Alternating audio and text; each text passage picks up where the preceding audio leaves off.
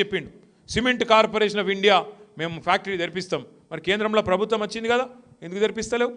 ఆ మాట మాట్లాడే దమ్ము ఎమ్మెల్యేకి లేదు.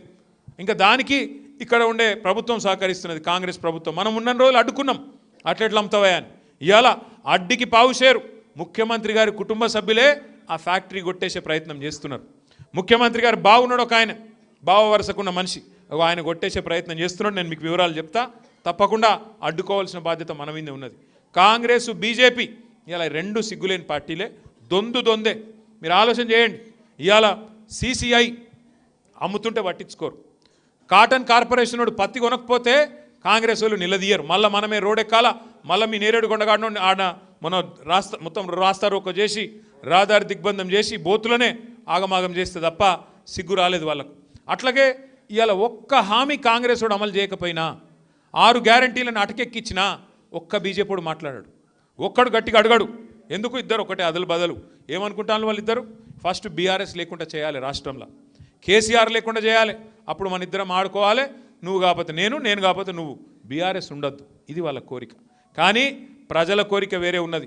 మళ్ళా కేసీఆర్ రావాలి, 2028లో ఖచ్చితంగా రాష్ట్రానికి ముఖ్యమంత్రి కావాలనే కోరిక ఇలా ప్రజల్లో బలంగా ఉన్నది. తప్పకుండా నేనైతే నమ్ముతున్నా, పైన దేవుడు ఉన్నాడు, కింద ప్రజలు ఉన్నారు. మీరు అనుకుంటే, దైవ బలం ఉంటే తప్పకుండా కేసీఆర్ గారు తిరిగి రాష్ట్రానికి ముఖ్యమంత్రిగా బాధ్యతలు చేపడతారు. మళ్ళా బోతు నియోజకవర్గంలో మీరు ఒకటే యాద పెట్టుకోండి, ఈ 2 ఏళ్ళు కొద్దిగా కష్టం ఉంటుంది, తప్పదు. ఉన్నకాడికి పైసలు వస్తాయి. కేసీఆర్ గారు ఉన్నప్పుడు మంచిగా గ్రామాలు బాగా చేసిండు, అద్భుతంగా. ప్రతి ఊరిలో ఒక డంపింగ్ యార్డ్, ఒక వైకుంఠ ధామం, ఒక నర్సరీ, ఇంటింటి ముంగట చెట్లు మంచిగా బ్రహ్మాండంగా, నల్లా, ప్రతి ఊరిలో వాటర్ ట్యాంకులు, ట్రాక్టర్లు, ట్రాలీలు ఇవన్నీ పెట్టిండు. కానీ కాంగ్రెస్ వచ్చినాక ట్రాక్టర్ల డీజిల్ దిక్కులేదు, ట్యాంకర్ల నీళ్లు దిక్కులేవు. మొత్తం ఊరంతా గబ్బు పట్టించింది. ఇలా వాటిని బాగు చేసే ప్రయత్నం మళ్ళీ చేయాల్సింది మన సర్పంచులే. కాంగ్రెస్ సర్పంచులు ఏం చేయరు.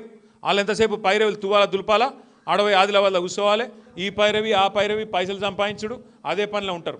కానీ మళ్ళొక్కసారి కేసీఆర్ శిష్యులుగా మనమే గ్రామాల్ని కథానాయకులమై నడిపించాలి.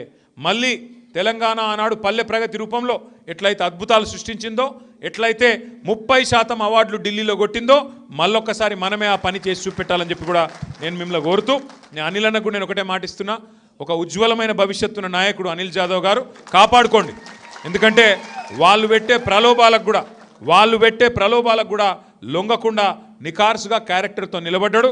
రేపు కేసీఆర్ గారి ప్రభుత్వం మళ్ళీ వచ్చిన తర్వాత ఉజ్వలమైన భవిష్యత్తు అనిలన్నకు కూడా ఉంటుంది.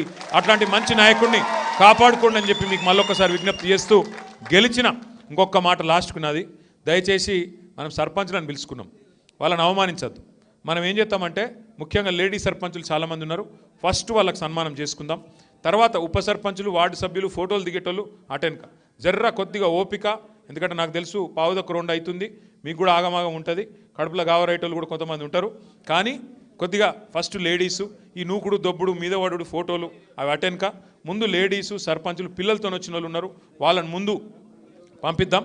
మీరు ఎన్నుకున్న వాళ్ళు జర్రా ఆగం చేయకూరి, మీద పడకూరి, మమ్మల్ని ఆగం చేసి బేదారు చేయొద్దని చెప్పి కోరుతూ, మా యూనిస్ భాయ్ కూడా వచ్చిండు, ఆప్కా భీ తహ దిల్ సే मैं शुक्रिया अदा करता हूँ. जय तेलंगाना.